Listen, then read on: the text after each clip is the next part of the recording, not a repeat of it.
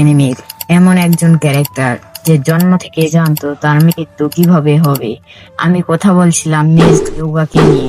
সে মূলত নারুটো এনিমের শাখা পরিবারে জন্মায়। সে তার কপালে ছিল অভিশপ্ত চিহ্ন। সে জানতো তার মৃত্যু হবে তার বাবার মতো, মূল পরিবারকে প্রোটেক্ট করতে গিয়ে। তাই জন্য সে ভাগ্যকে খুব ঘৃণা করত এবং নিজে ট্রেনিং করা বন্ধ করে দিয়েছিল, কারণ সে জানতো তাকে মূল পরিবারকে প্রোটেক্ট করতে হবে।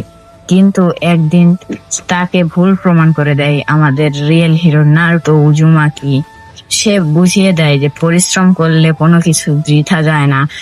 নেজি নারুটোকে সবচেয়ে কম যোদ্ধা নিনজা ভাবতো। নারুটোই তাকে চুনিন এক্সামে হারিয়ে দেয়। তারপর থেকে নেজি আবারও পাওয়ারফুল হওয়া শুরু করে, অর্থাৎ পরিশ্রম করা শুরু করে, এবং তার মৃত্যু যেইভাবে হওয়ার কথা ছিল সে সেইভাবেই মারা যায়।